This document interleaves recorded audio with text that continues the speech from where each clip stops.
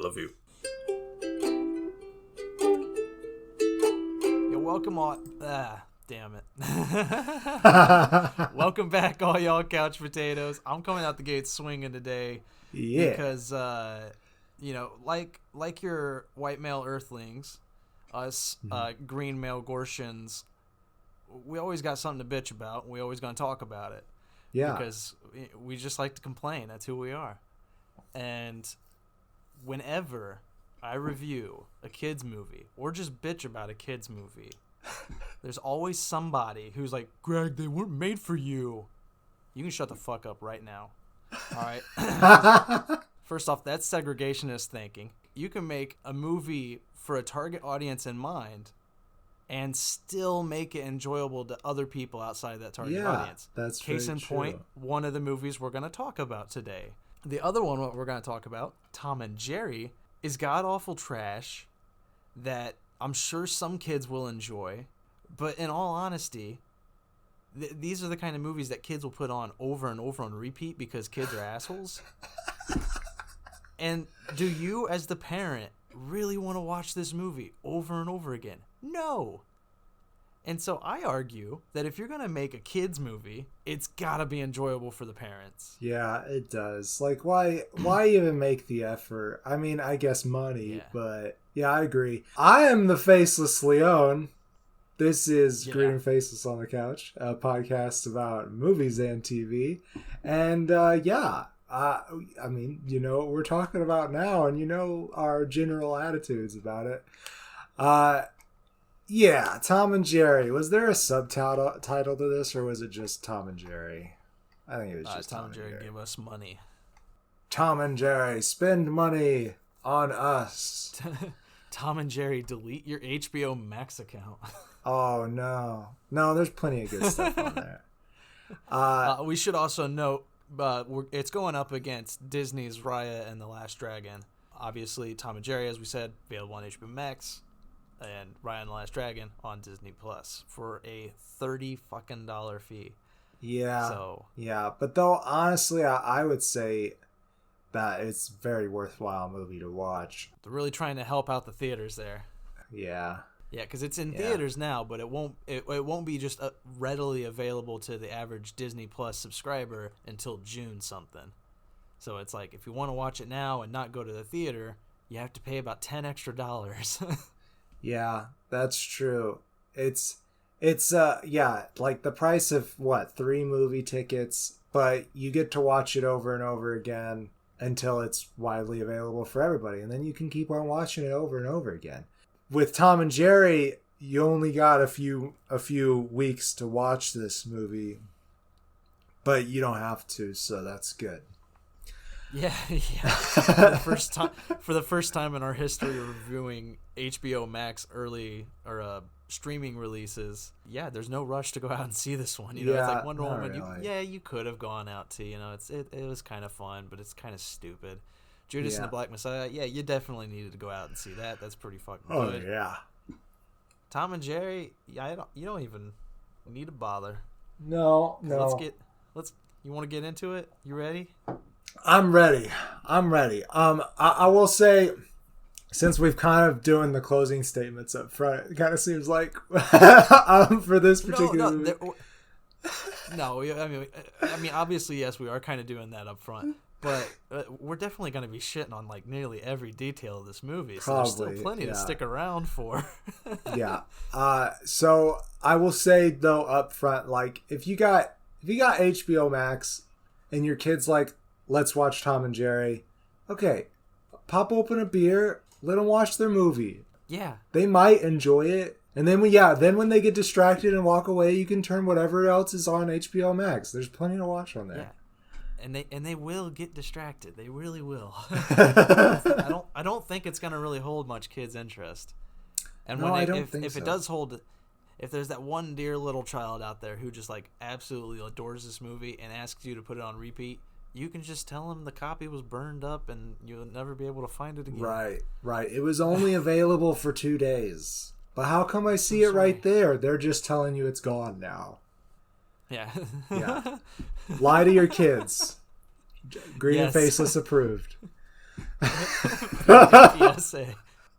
Wow, we really shat on this movie. Should I synopsize it? Oh, can I? Can I please? Yes, you sure can. Yeah. I don't really remember it anyways, but okay. First off, it's directed by Tim Story, which that is a real name, Tim Story. Tim Story. And he's the famous guy who did the Fantastic Four films of the early 2000s. Not the four-stick garbage that came out recently, but the... So the ones that sadly considered the good ones. Yeah, where Captain America was the flaming torch. Yep. In the multiverse, yep. Man, we've been talking about that multiverse. Yeah, it hasn't even happened yet. But he directed this movie, this beautiful masterpiece that is Tom and Jerry. Uh-huh. Live action wise, it stars Chloe Grace Moretz, who I know from Kick-Ass, and some other people, and Michael Pena. Those are the only two people that I really remembered. Dr. Ken Jeong, the dentist guy from the Hangover movies, I think. Yes, it does have King Jeong in it, and he's playing Chef Jackie, and he's concerned... Oh, you're going to tell the plot, I guess. No. Go ahead. Go ahead. Okay, I was going to say, they find out that there's a mouse in the hotel, which is Jerry, obviously, and he's really concerned about there being a mouse in the hotel because he's the chef, and he's like, I did not go to school for X amount of years to have mice in my kitchen or whatever. But it just kind of makes me think about him in general. Like, he did go to school for X amount of years to be in this crappy movie. But I there's plenty of things in his career that are worthwhile. So that is the synopsis. Is Jerry finds his way into a hotel, and Tom somehow, him and Chloe Grace Moretz basically just lie their way into this hotel as employees. First off, I don't know if we're supposed to like Chloe Grace Moretz's character. That's this whole movie's biggest flaw for me is her first action is she scares somebody away from her job interview and steals her fucking resume. Now, my identity has been stolen in the past, and I gotta tell you, it's a pain in the fucking half. Uh-huh. And she basically stole this person's identity. She did rip the name off, though. She ripped the name off and told him her actual name. So I'll give her that one little bit. But yes, she ruined that woman's job opportunity and possibly her career. But at the end, she gets him her job. Yeah. After she lies and ruins everything. She does, they do the movie redeem thing. But yeah, she's a big old liar. So stupid. Liar fire pants lady. Yeah. And then another problem is you have Tom and Jerry, who, even as a kid, I hated this show. Oh, no. My brother and I watched it all the fucking time. It was one of those that I love to hate. It was a show that we would watch often because I loved getting mad at it. Because here's the thing. Tom is a cat. Jerry is a rodent. He's a mouse. And the whole purpose of it is the cat's supposed to win, in my opinion. Because nobody likes, free rodent in your house. You can have a pet mouse, and it's cute. You can have a pet rat, and it's cute. But when you're living in your house and you see a wild rat or a mouse scurry across your floor, you're like, oh, fucking shit, something's got to die. Yeah. You either get your cat in that room or you set traps. Or both. Exactly. And the entire premise of the show is Jerry is the hero. Tom is just doing his fucking job. He's just a cat trying to keep the fucking house nice. And he's presented as the evil villain. I understand taking that perspective. And I'm glad that we decided to jump into the nostalgia that this movie is trying to reference. I did enjoy Tom and Jerry, but I always looked at them as both neutral characters.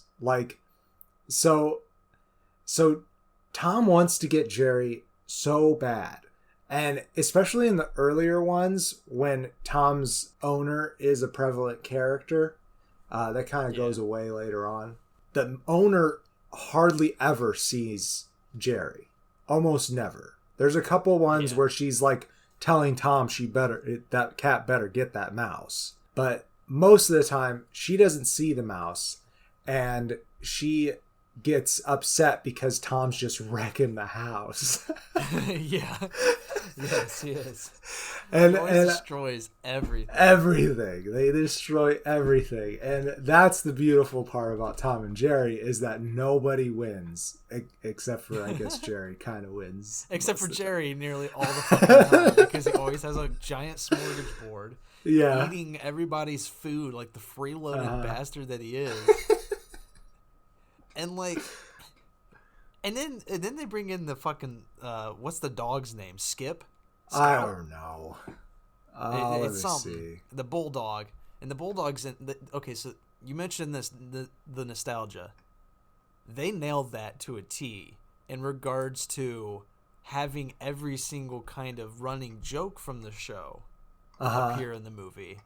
They don't get the feeling of the nostalgia right, but they get every single facet of the nostalgia right. You know, they have the Rube Goldberg contraptions that Tom always rigs up to catch Jerry. They had the weird bulldog that's, you know, somehow becomes best friends with a mouse, and I think it's starts Spike. trying to kill the cat. To Spike, that's right. Yeah. Okay, and here's another thing with dogs, and you know, his best friend is the mouse Jerry, and they become best friends. Every time my dog has seen a mouse or any kind of creature that size, it's immediate death. It's like, that thing's gotta die because I don't know what it is. You're in my zone. Yeah. And I've been around a lot of dogs, and that's always the case. Is that I see a mouse, it's gonna be chewed on. Yeah. It's just like, Yeah. it's not gonna be best friends with it.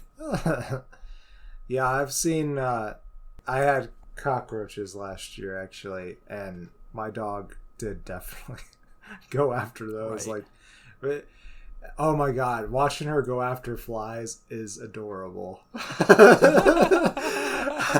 But okay, yeah, so that's not what the movie's about. Anyhow, I would say I will give this movie one thing: the cartoon characters are violent towards each other. I thought that was not going to be the case because, you know, like at least 10 years ago, it seemed like all the violent cartoons were like, no, they're not going to be violent anymore. In fact, I'm pretty sure there was a Tom and Jerry movie about 10, 15 years ago where they were friends and they like fought a wizard together or something like that. But anyhow, they get into big, huge tussles, and they have, you know, big dust tornado fights and stuff. So that part did feel like the old cartoons.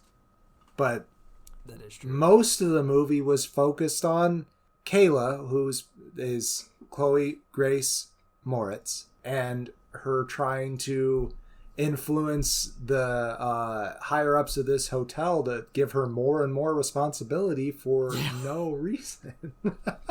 Yeah, and just like the animated cartoon, it presents the wrong people as the heroes and the right people as the villains. Because Michael Pena is the character with reason, who's like, whoa, hold on a second. You know, he's like, I've been manager of this whole shindig for years now. This woman doesn't know what the hell she's doing. We should not be continuously pushing her up the ladder because she's just constantly lying out of her ass. He's calling that out in front. Right. And then the overall owner of the store is like, now hold on a second.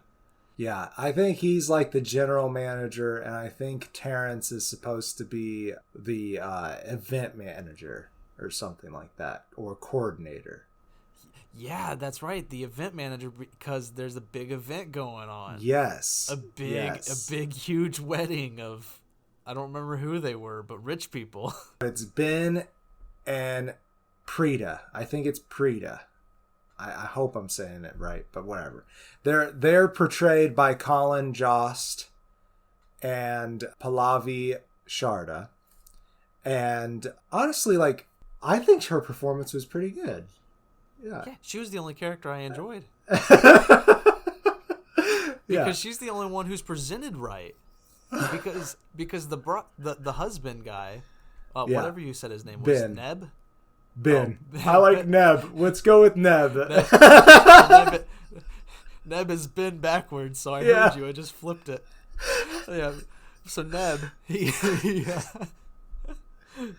Neb is a complete and utter asshole. Yeah. He doesn't listen to his wife or his fiance at all. No, you not know, at she all. tells him, "I don't want a massive wedding," and he's like, "Okay, I'm gonna spend about $1 billion fucking dollars on it. I'm gonna get elephants Right. in this shit, and we're gonna have like a huge, gigantic party." Get the wild bird package in there and flying Right? drones. He's very selfish. He's very like, "I'm not gonna listen to you. We're gonna do what I say, even though I'd like to know what your opinion is on things." Right. Yeah, he always asks, but then he's like, we'll do it this way. Yeah. And it's like, what the fuck, man? And you get to the end, and they're just like, but it came from his heart. His heart was in the right place. And it's like, no, it fucking wasn't. Yeah. There was nothing in his heart that was like, I want to do this for my wife. It was always, that sounds right, but we're going to do it my way instead. Yeah. They gave it the sentiment of him being like, I want the wedding to express how much I love you, and I love you in such a big way. But like, you know, she didn't want that. She wanted an intimate affair, and it's like, and he is building it up to be this world famous thing that goes horribly awry. I wonder why, Jerry, you fucking ass. Yeah, Jerry, and really, I mean, the thing is, like, Kayla does end up seeming rather competent at the job once the event gets started. But one thing about the movie is that she hires Tom. She hires Tom to catch Jerry. That's kind of funny. But because like they obviously do so much damage to this freaking hotel that it's such a bad idea. And the guy, yeah, they destroy it. In fact, like there's this famous, oh, my phone's on. Bad podcaster, bad. I'm leaving it in. I'm leaving it in. You gotta live with your shame, faceless. Anyhow, they destroy this big famous skylight. I don't remember if that's during the ceremony or before. Oh, I think it's during. I can't remember. Oh wait, no. I don't think it is. I think it's during their dust cloud fight. Is that the reason why Terrence got fired? Yeah, and it was not. Well, honestly, that was kind of his fault. He brought the dog. Like, okay, first off, the hotel has a no pets policy. And then he's like, okay, these big famous people want to have a dog in here. Okay, we'll let them do that. And then he's like walking the dog for him, but he doesn't like dogs. He only did that, though, because the general manager told him to do whatever to please these people. Right, true. So he's only doing his fucking job. That's true. That is true. But Tom is there. I don't remember if Tom is currently chasing Jerry at this point, but it embroils into a big fight between Spike, which Spike is the... Okay, every other single animal character talks, and Tom and Jerry, they do not. Which, that happens in the cartoons often, too. But it's still really weird to have this bulldog talking when, like, there's real people standing around. It's just it's kind of austere. Yeah, it's like, do they hear him? Do they hear barks? Like, what do the people hear? Do they actually, I don't know. What the fuck's going on? And then also, every single animal is animated. The birds are animated, fish are animated, like everything is, and it's so weird. It does not blend well together. No, not really. Like, it really, really feels like they are drawn on top of the frames, which I mean, you know, the old Disney movies where they blend animation and live action together, it does feel that way too, but for some reason this feels more so, and I think it's because they tried to make the animation so crisp. And, you know, you also have modern day digital film that captures fucking everything, so it just doesn't blend together. It does. At the very least, they did not execute it well in this movie. There's no immersion. There doesn't. Yeah. It doesn't seem like they're living in the same world as the human actors. Like, Right. And the problem is, so many times in so many scenes, the actors have to respond to Right. what the animatronics or the animations are doing, and in most cases, it really just feels like the actors are like, this is just a paycheck, or why the fuck am I doing this, or I just want to go home right now. Like, it doesn't seem like they're involved in the story at all. Right. Not to say that they're doing a bad job, it just seems like bad directing. I don't know. I think you said something earlier before we started recording that they it kind of just felt like the actors were there for a paycheck. I don't know if you can blame that all on the director, because I feel like at a certain extent, like, if everybody's gonna have that attitude towards it, you're just there to get the job done. Because right. But I feel like Michael Pena, at least, there were many moments where Michael Pena looked like he didn't want to be there, but he was still acting. He was still performing well. And I mean, so is Chloe Grace Moretz, but neither of them just seemed like they were getting good direction whatsoever. So they were just like, fuck it. It's just the paycheck. I'm getting over with this. It felt like they took a lot of, like, the first takes that were given. Yeah. Which, I mean, I guess it's not like it wasn't the most amazing script to begin with, I'd say. And I don't know. It was just, it seemed like a paycheck movie for them. They're like, okay, we're doing a kids movie. Fine. Let's do it. Let's get the job done. It's not worth it in any way, in my opinion. And I kind of feel tired now. I feel like I've just been so much. It just drained me of all. I do remember one other part of Ben's psychology of why he wanted the wedding to be so big. He really wants to impress Preeta's dad. So he's white and they're Indian. And he wanted to have a big traditional wedding with a bazillion frills that you would probably never see at your standard Indian wedding, like, them riding in on elephants. It kind of read as appropriation a little bit, but also I do think that Ben's character was trying to respect the culture. He just went overboard. Which is kind of funny because, like, they did all these things, and the first thing the father says to him is, "You're not wearing a turban." that joke did kind of make me laugh. Oh god. Yeah. There were many moments where I laughed, but I don't know if it was genuine laughter. It was more just like it was like kind of how I'm feeling right now. It had worn me down to the point where it's just like they presented something that just kind of resembled a joke. Right. And my brain, which was so tired from the movie that far, was just like, ha! Right. So, okay. We talked about how we thought Pallavi Sharda had a pretty decent performance in this movie. And it's a very small role she had. Another small role that I actually really genuinely enjoyed was from Patsy Ferran, who plays Joy the Bell Girl. And she just kind of pops up out of nowhere, Batman style. Oh, right, that girl. Yeah. It's so weird. And she's just this quirky character. I thought she was hilarious for some reason. Yeah. She was adorable, and I did because she's like the Luna Lovegood. Right. Yeah. That is what the feel I got. But the problem I had with it was, where Harry Potter presents Luna Lovegood as this cute, quirky, adorable character that you really do love, Tom and Jerry kind of made her like the jump scare. It's just like, God, isn't she creepy?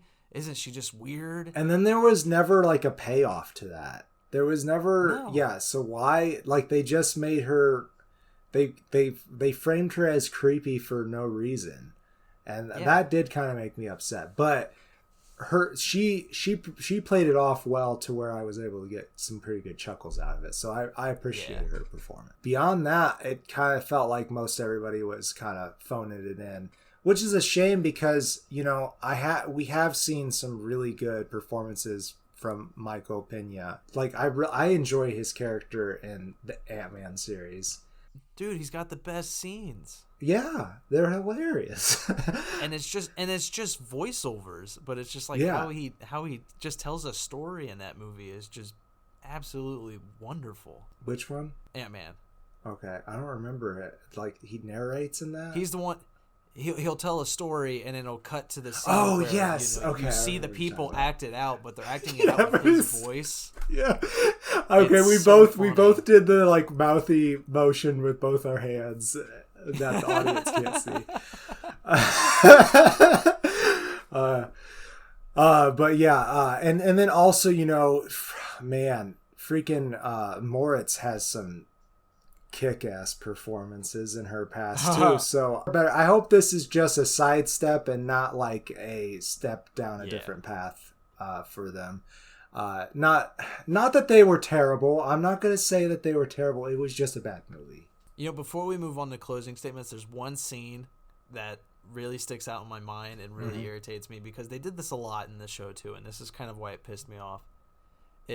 First off, Tom always has the dumbest plans. Like, he always makes a Rube Goldberg contraption that is just absolutely ridiculous, has way too many steps involved, and it's just like, if Jerry was a smart fucking mouse, which he's presented as being, he wouldn't watch each step of the trap, happen. He would just skip to the next part and be like, oh, it's a trap, and get the fuck out of there without watching it. Yeah.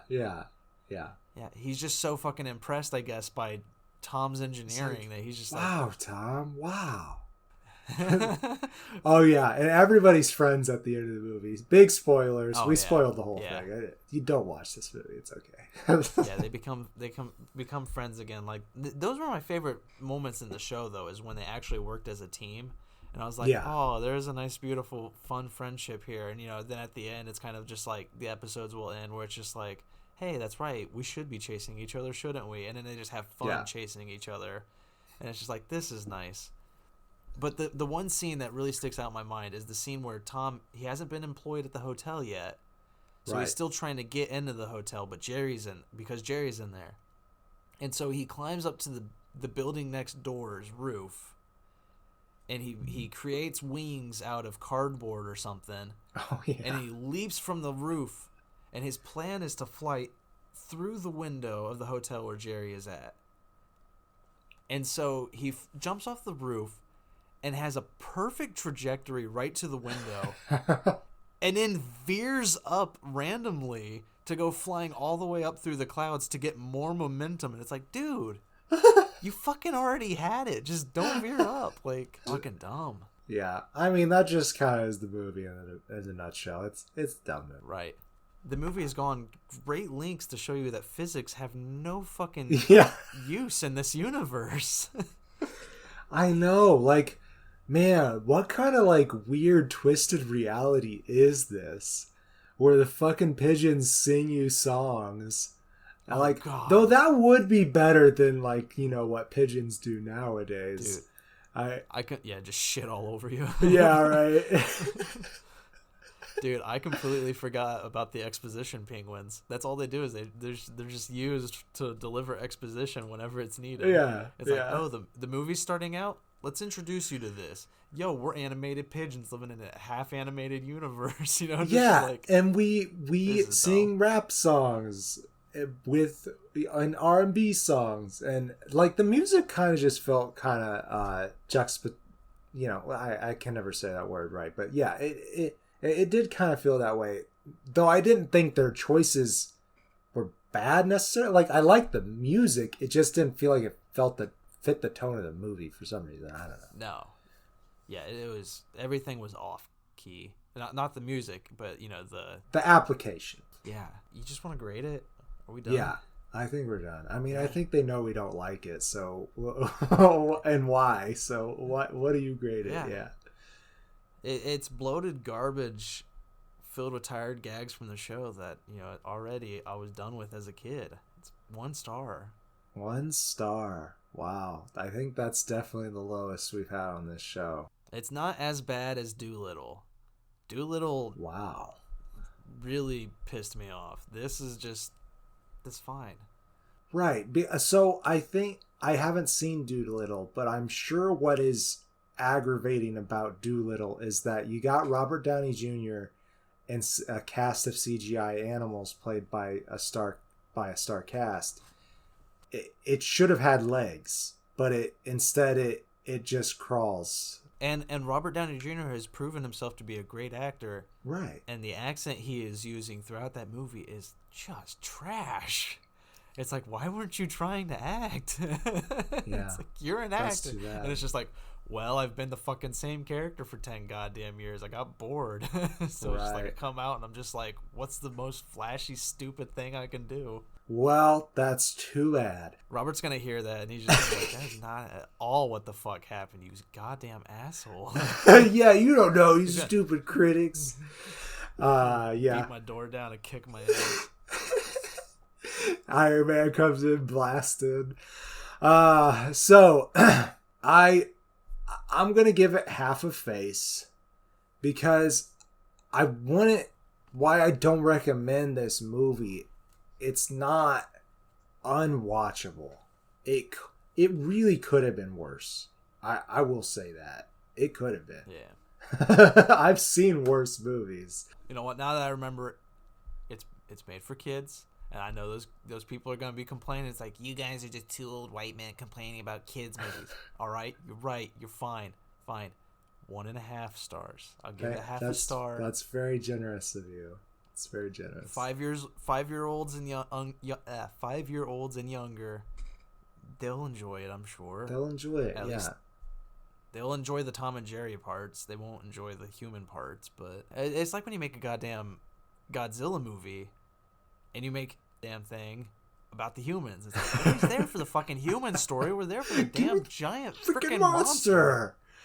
Yeah, I agree. I felt that way very strongly about this movie. There was a lot with the human characters. Like I said, this movie is about Chloe Moretz's character, and it could have been about Tom and Jerry. But yeah, and it's just not that compelling of a story. I mean, it could have been. Like, I think like it had elements that could have worked. It just kind of felt like nobody really wanted to be there a little bit. All right. Amen, sister. Are we moving on? Yeah, let's brighten the day for the next 10 minutes. Because as always, when we gush about movies, we only talk about them for a limited time. We took a little breaky break, and now we're calm and we're relaxed, and we're ready to go into Raya and the Last Dragon. We had to get some cool air in our system, so I switched from Coca-Cola to water. So yeah, I'm still drinking Diet Coke. But this movie is about water dragons. Yeah. One of the dragons. I think they were all considered water dragons.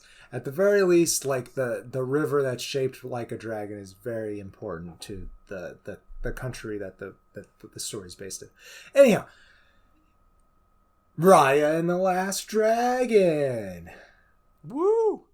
It's directed by the same guy who did the recent Winnie the Pooh movie and also Big Hero 6, Don Hall. Oh, well, I mean, those were both pretty decent movies. I liked that's kind of weird that it totally just blanked out of my mind. But I liked the other movie more than I liked the Christopher Robin movie or a Winnie the Pooh movie? I think it was the Winnie the Pooh movie, the all animated one, the one without Ewan McGregor.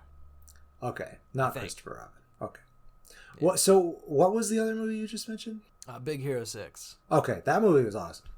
Yeah, that's a brilliant movie. I love that one. And this one's pretty good too. Yeah, and it's written by Ki Win and Adele Lim. I don't know if both of them or just Adele Lim wrote Crazy Rich Asians, the Crazy Rich Asians movie. Unless you had a little bit more to say, I'll synopsize it. Yeah, dive on in, brother. All right. So Raya, who because I had not seen anything really about this movie until maybe a couple days before we actually watched it, I thought it was Raya. But it is Raya, yeah, I did too. for those who were confused like me. is Raya, and she is voiced by Kelly Marie Tran or Tron, do you think? God, I hope it's Tron. Yeah. She and her father, Binja, who is played by Daniel Day Kim of Lost. We've talked about him at length as his character, Jin. Oh, and Kelly Marie Tron is... she's Rose in The Last Jedi. Finn's Oh, love yes. interest. Yes, you're right. You're right. Yeah. She is. And that totally surprised me when you told me that. Not that I didn't think she was capable of bringing forth this excellent role that she did. It just surprised me. Right? It's like her voice sounds so different coming from... I mean, it's the exact same voice, but it's just... Right. In the animated universe versus in the Star Wars universe. Right. She has a different, I don't know, different motivation behind the voice. Well, I mean, she just portrays this character so well that I really believe Raya is a real person when you fall into this movie.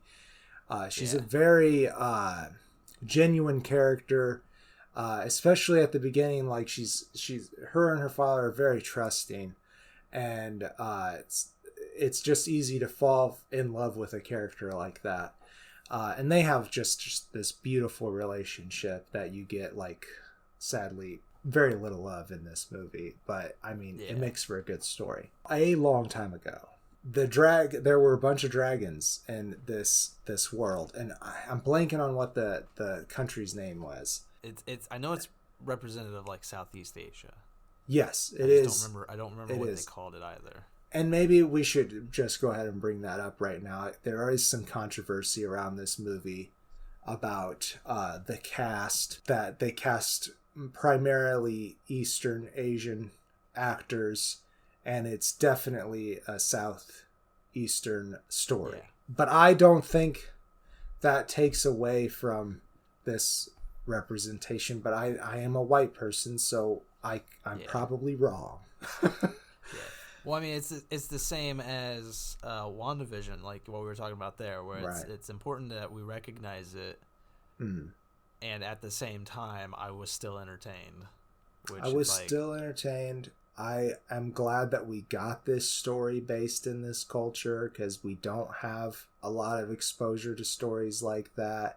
And this is going to sound so wrong and so ignorant, I'm sure, and I'm very sorry for it, but even though they cast primarily the wrong region for these roles, I'm still happy that we got a Disney animated film that had a mostly Asian cast. Like, right, yeah, they didn't whitewash it. And I agree with you. I don't know that's going to sound super ignorant and wrong, because at the very least they did not whitewash this movie. I mean, it's been a long time coming, really, that our culture is making this shift to where we're trying to make sure people are represented in the right way. I just enjoy that they're doing it. You know, it's like I enjoy all the different cultures that they're finally opening themselves up to like explore.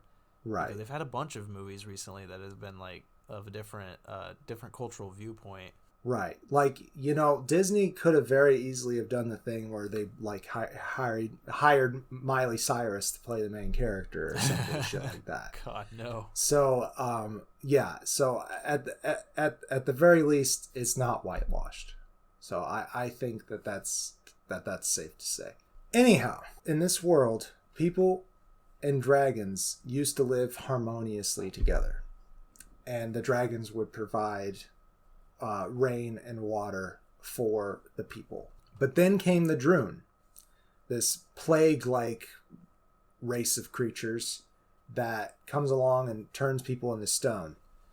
And one dragon, Sisu, saved them all.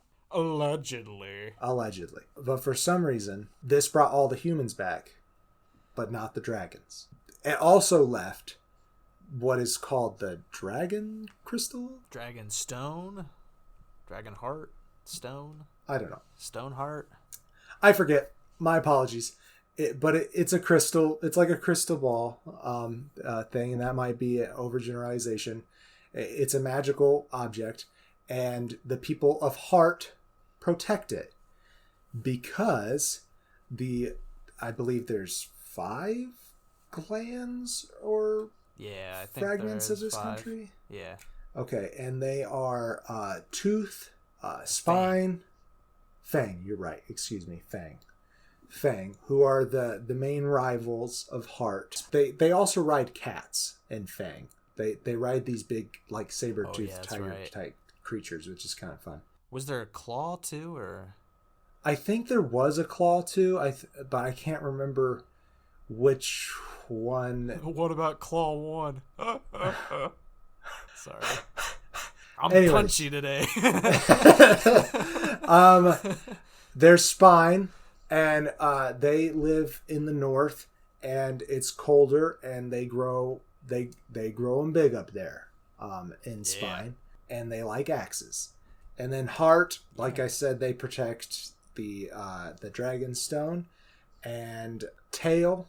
I'm kind of getting confused on what Tail and which one is Tail and which one's Claw, but one of them I believe was more of like a desert type people, and then the other one's this cool merchant type town that lives like on the water.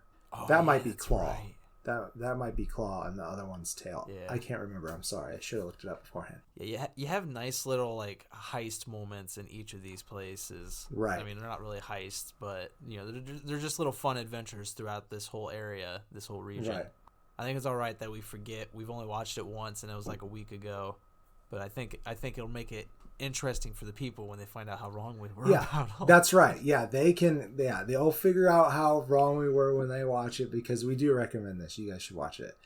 Anyhow, it is now 500 years later, and Benja, Daniel Day Kim's character, suggests to the other chiefs that they should come together and reforge the bonds of the country and become this whole country again.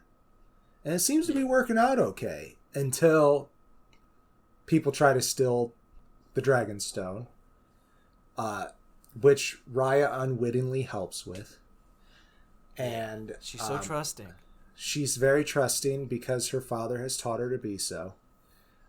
And they do their best to protect the stone, but there's too many enemies abound, and the stone breaks, and the Droon come back. That, I think, we'll say is the plot, besides that Raya then goes and finds the dragon, Sisu, to try to put things back together. And Sisu is played by Awkwafina.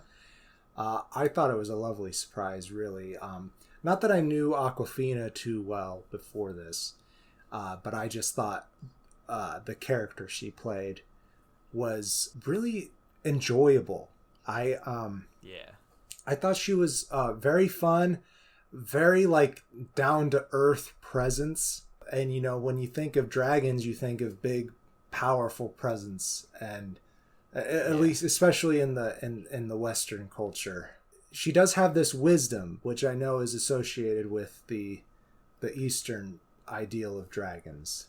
But it takes a while for Raya to recognize that, and good plot moments for sure. Yeah, and it's beautiful because this is gonna get a little spoilery. So if you don't want to know anything about Raya and the Last Dragon, like first off, I think since we do recommend going to see this, I recommend seeing it with no knowledge of anything in mind. Like turn off the episode now, go watch it if you haven't, because.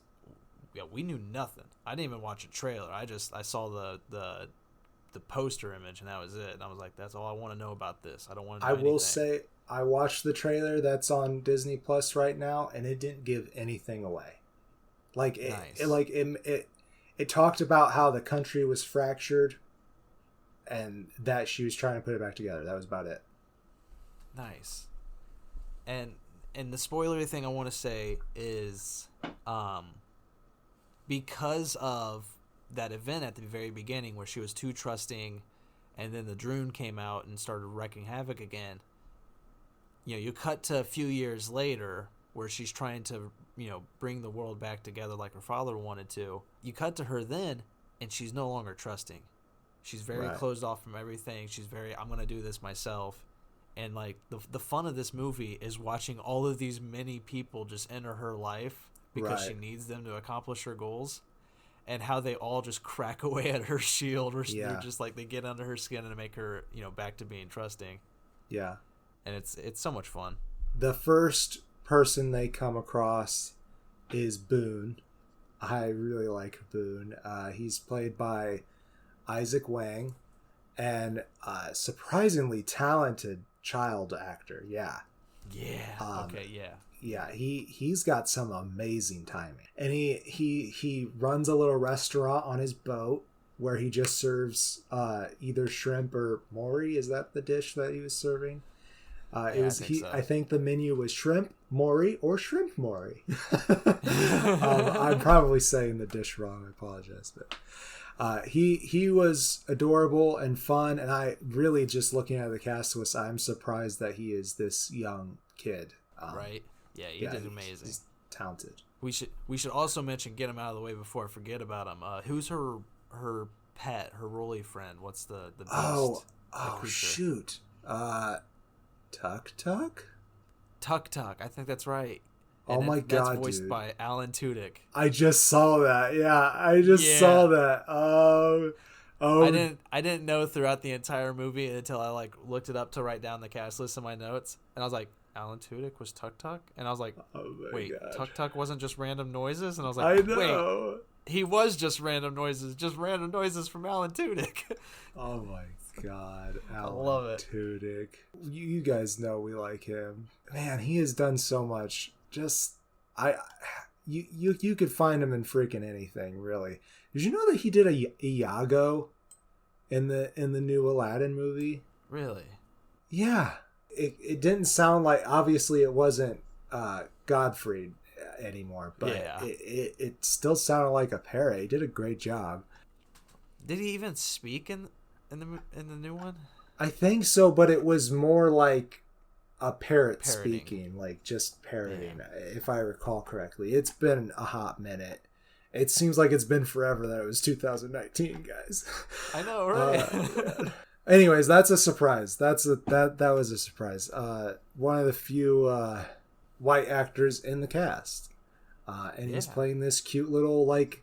So okay, so that's another thing that was in the trailer. They did show her put Tuk Tuk down, and I was like, "Why are you touching that armadillo? They got plague." Okay, yeah. You gotta, you gotta back up. You mentioned they showed her putting it down. I was like, "Holy shit!" The trailer shows her. I mean, like shit, the animal's in her hand, and she physically put it on the ground. I don't remember Tuk Tuk dying. Yeah. They have this tragic old Yeller moment with Tuk Tuk, and it's rough, kids. Oh, dude, that'd man. be cruel if they put that just in the trailer and then cut it from the movie. Just kidding. He survives the whole movie. Just kidding. Yeah. But in the first scene, he is this little thing you can put in your hand, and then later in the movie, he's rideable. And I don't understand how that saddle works, but he rolls. Yeah, it didn't. Yeah, that's right. It didn't. Well, I mean, I guess to an extent magic exists in this world, so maybe it's magic. That's true. Who else does she meet? She meets Wong from Spine, from the Spine region, that is. And Wong is played by Benedict Wong. Tong. His name is Tong. Sorry. That's okay. Sorry, yeah. His name is Wong in Doctor Strange, which is yeah, that's what I'm thinking of. Yeah, Benedict Wong though, he's this very on the outside. He is this they're supposed to be brutal fighter people. It's just we're the mean warriors. Like the Viking people in a way. And but when Raya gets to him, there's been a tragedy at the Spine region, and so when Raya gets to him, even though he still presents himself as brutal warrior, cold-hearted being, it's very clear that he just wants to tag along and have a company, have somebody to be with again. Right.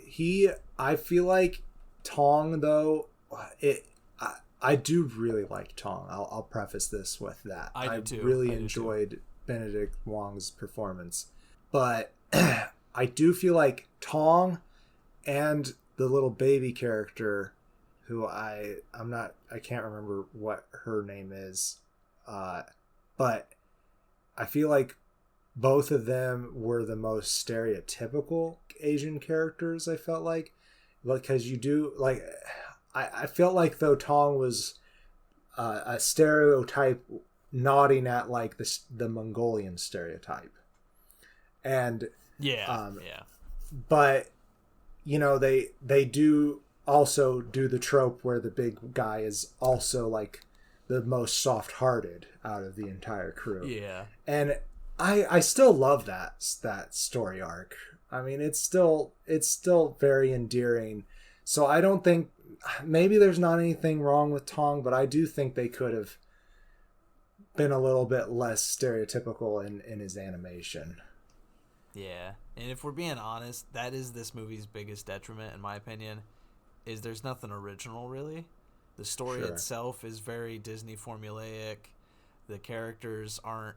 even though I really love Raya, and we haven't talked to her yet, but Namari, is that Namari, her? yeah, she's from Fang. Her rival's name? Yeah. And who voices Namari, real quick? That is Gemma Chan. Okay, that's or what Chan. I thought. It's probably Chan, and I apologize. Yeah, she's in Doctor Who. She's in the Water of Mars episode with David Tennant. Oh, yeah. Okay, yeah, I just watched that one, actually. A very small role in that particular episode, but she does well. Yeah.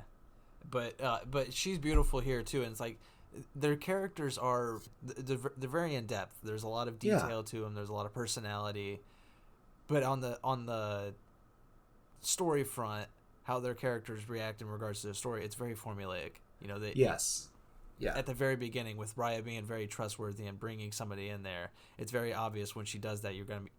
I was just about like, all right, something wrong is gonna go happen in 3, 2, 1.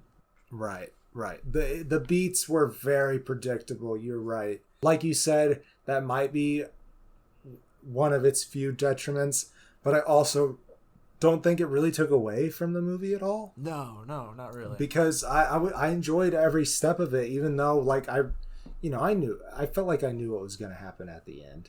Yeah. Well, not exactly.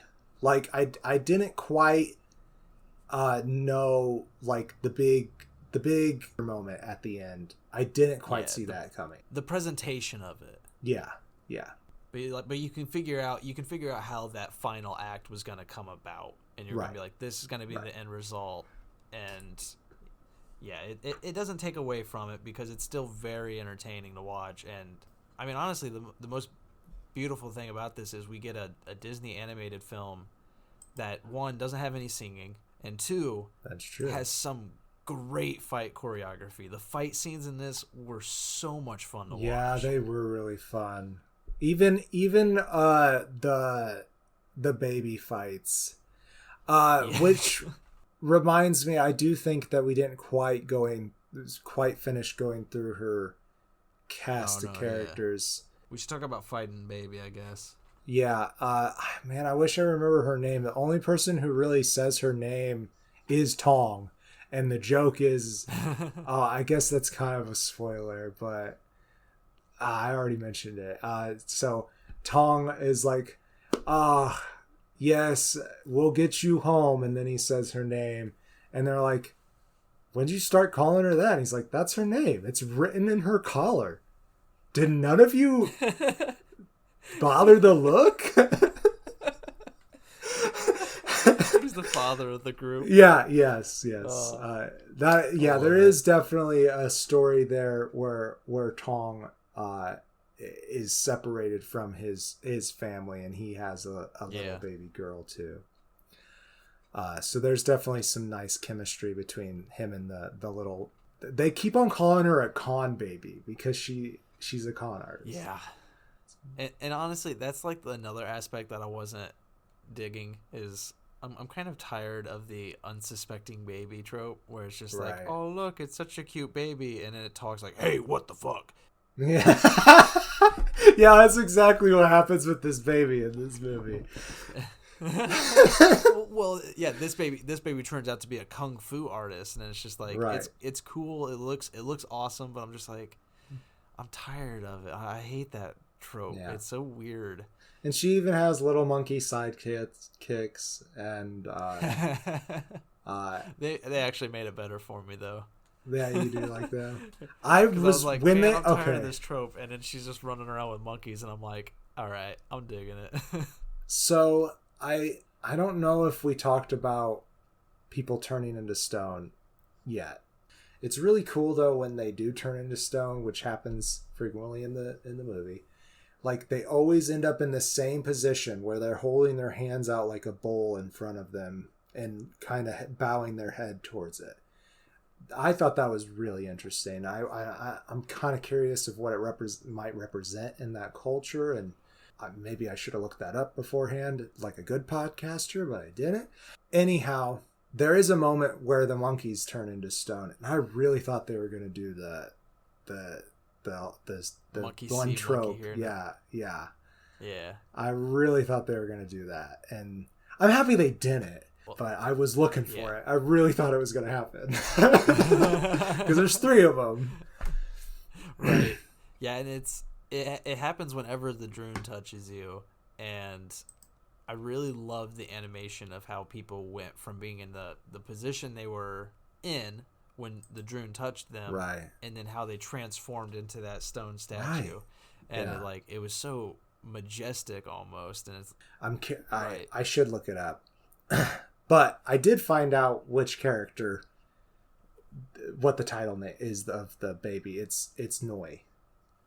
Noi. Yeah, Little Noi cute. is what she's credited as. Played by Thalia Tron, who I don't know. I guess could be related to Kelly Marie. I don't know. Could be her daughter. Could be. I think the only other 2 characters I can think of are Namari and her mother to talk about. I don't remember her mom's name, but she's played by Sandra Oh from what's that TV show? Grey's Anatomy. I do know who you're talking about. I think that was who voiced the mom. But Namari, as we've already mentioned, is just a beautiful character. Like, I love her storyline, and It's good because there's a lot of like just internal struggle within her that is so interesting to watch unfold. And then you got her mom, who is kind of just a cold-hearted leader, but in a way only because she thinks it's what's best for her people. It's right. At some point you as the audience member, like, she's saying this, and I like to some point she believes it, but really she's just greedy. And you feel that as the audience member, as Numari's kind of realizing it. I feel like the character's name is Virana, if I'm pronouncing it correctly, but Sandra Oh, and they all have these in at least Numari and her mother, the chief, Virana, they both have these haircuts, like the undercut thing, where like most of their head is shaved, but they have this long swoop over the top. And in fact, Raya makes fun of it at some point, and I really enjoyed that. She looked so rad, and I love the entire Fang tribe. I don't know. If you would call them a tribe. I guess tribe is the best, probably the best. They're the stealthy tribe, though. The ones that and they come in on cat back, and they all ride cats. That's right. I keep forgetting that. Like, it's a main part of their characters, and I just keep forgetting that cats. Well, they don't really use it very much in the movie. There's one scene where they actually use it. And it's cool. It's fun to watch this chase with Raya on Tuk Tuk and these like saber-toothed tigers coming after them. And because they're riders, they all carry spears, and their spears looked fucking awesome. Maybe it was more of a glaive because it was a pretty long blade on it. Though it's fucking cool. I think they did a really good job of making the different tribes like feel like they had their own specialities and stuff. Like, you know, in Spine they had knives and stuff. Not knives, excuse me, axes. And yeah, it was cool. And and then when you bring them all together, they all form a beautifully functioning army. That's right. Yes. Once they're finally together, a whole country, they do have a pretty good army there. You're right. It's a beautiful message. Yes. Yes. Actually, yes, it is. It's like, in reality, trust each other. I mean, it's definitely, I feel like, something that we could take a lesson from. I think it's aptly timed movie. Yeah. Like, we need to the message is set aside your differences, and give a little bit of trust to your neighbor, and they will make you better. Yeah. Won't you be my neighbor? Yes, Mr. Steve, not Steve, excuse me, Fred Rogers is in this too, along with Daniel Tiger. Did we talk enough about Sisu? I don't think so. I think we need to give Awkwafina more recognition because that character is so beautiful. I did really enjoy Sisu. Yeah, like, she's presented as being this like big savior-like character, and then like when you meet her, you know, you're just kind of like, oh, this is the person that saved the world. That's adorable. Like, yeah. she has very little confidence in her. Like, it's like, okay, I take that back, because she has a lot of confidence in her own personality, but she doesn't have any confidence in her ability. And it's very, very interesting to have that combination in a character. And Awkwafina just, she portrays that very well. It definitely has a little bit of fish out of water feel when she goes, especially into town, and starts buying things on credit. That scene was pretty great. There's a lot of really good scenes, and I really enjoy her voice too. Like, it's a very unique voice. There's such a joy in her delivery, and like, she just seems to be, you know, you can imagine her just in that booth having a fucking time of her life. I don't know, watching her character grow paralleled with Raya is just a thrill to watch, because they both have their own unique issues, and they fit so perfectly together in helping each other solve it. And it's just to bounce off that, Raya has trust issues, while Sisu is very naive to the way of people and is too trusting, and they kind of balance each other out. Which, you know, maybe young Raya, like before everything happened, was kind of in that same boat as Sisu was when she first met her. And I think that she does kind of see her younger self in Sisu. And she's like, because there are a couple of moments where she's like, you can't just trust people like that. And Sisu keeps on being like, well, I think you can. Well, I thought it was an adorable movie. I don't know. What else should we talk about? Well, we shouldn't spend too much time on this, but I do want to mention the music. As we said, there's no singing, but the music, the score of the film is by James Newton Howard. Mm-hmm. He's done most Shyamalan films. That's what I know him from, but also the Nolan Batman films. And here, I thought the music was beautiful. Like, it fits the tone of the movie, and it also seemed like he incorporated a lot of aspects of the culture, it seemed, in the music. And white guy talking out his ass, I don't know shit, but that's how it seemed to me, and it fit the atmosphere that this film was creating really well. And applause to him. I don't normally applause, you know, his Shyamalan films are well scored, but the music's not what sticks out from a Shyamalan film.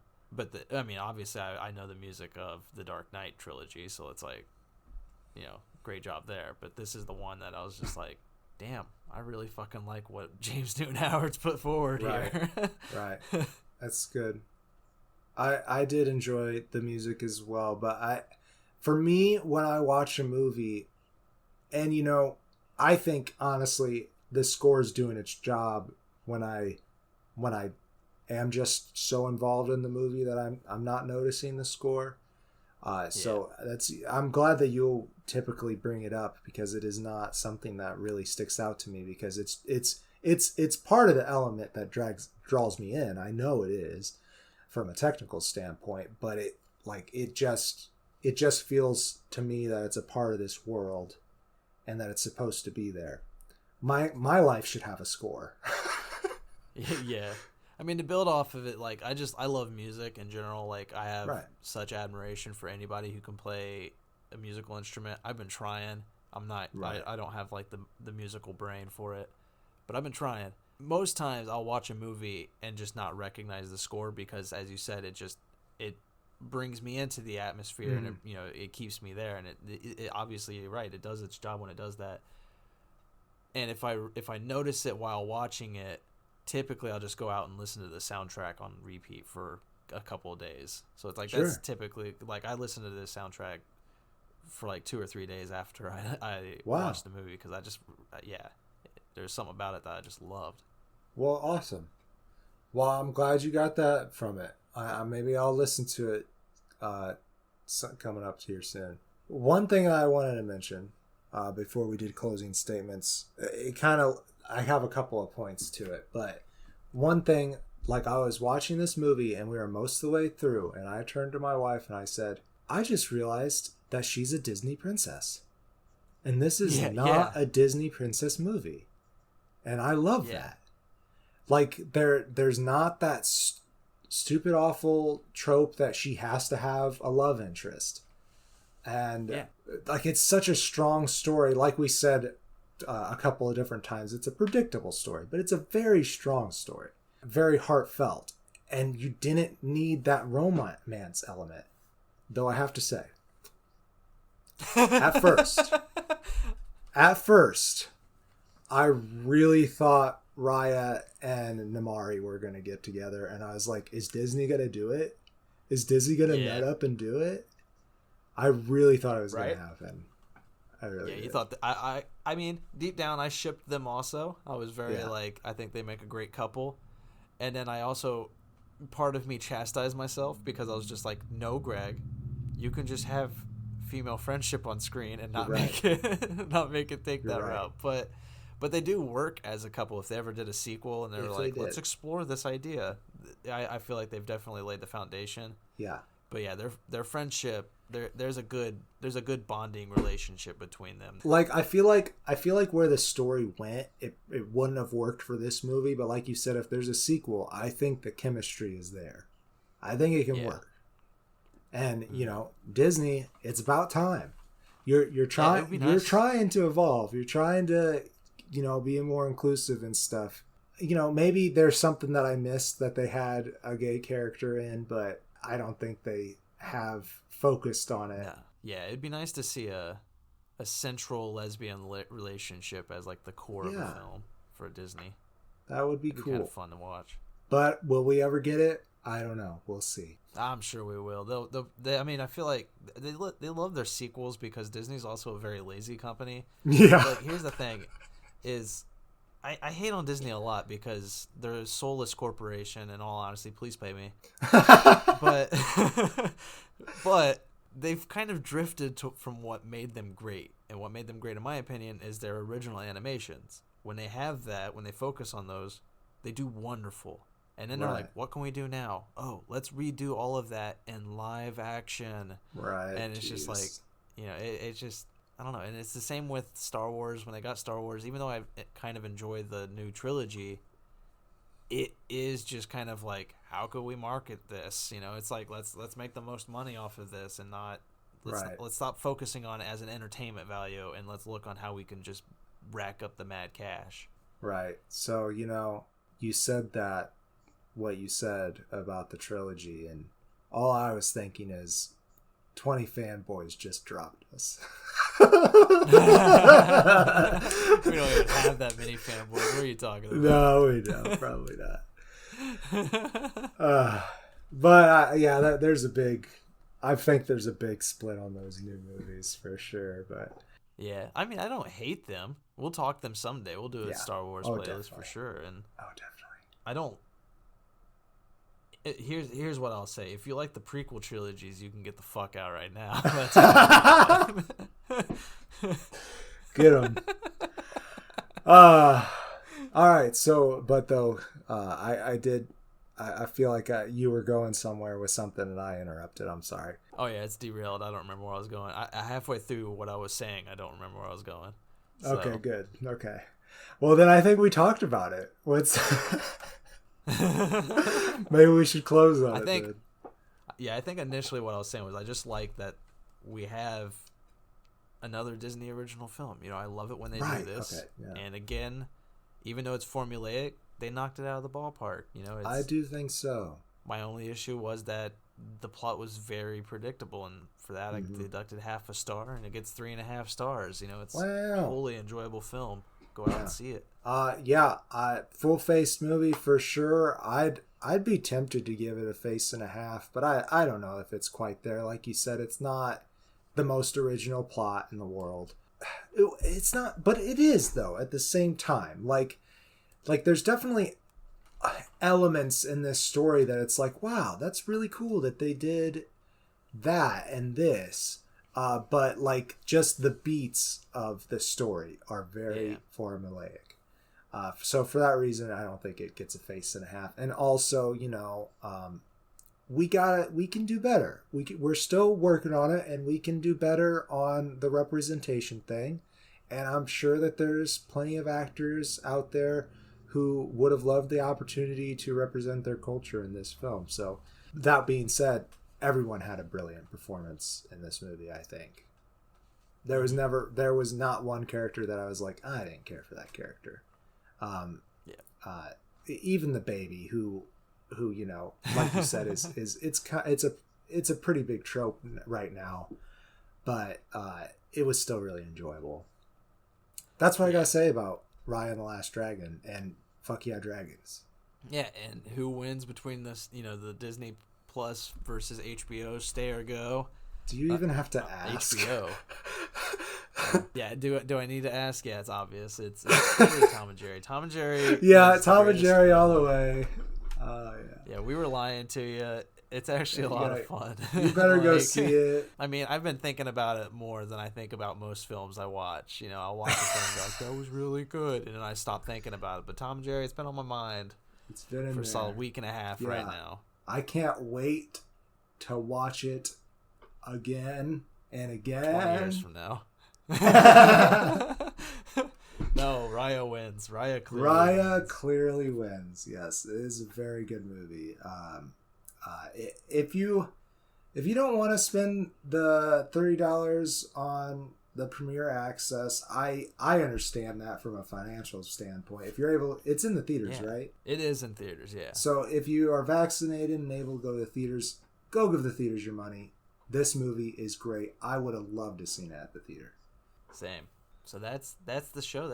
I'm the Green Traveler. And I'm Faceless Leone. Yepper doodles. We gushed for 50 minutes. We did longer on Raya than we did on Tom and Jerry. I know, that is against our usual stylings. Probably because I was close to our heart attack with Tom and Jerry. Oh, yeah. Well, thanks for listening, folks. Safe travels, and good night. Green and Faceless on the Couch is a proud production of Fiction Works 19. If you like the show, please show your support by rating and reviewing us on Apple Podcasts. Like, follow, subscribe, wherever you might listen. We also now have a Patreon account. If you feel so inclined to support us in a financial manner, please become a patron by visiting patreon.com/greenandfaceless. You can also find more information about us on our Facebook account or on the Fiction Works 19 Instagram account. Thank you so much for listening.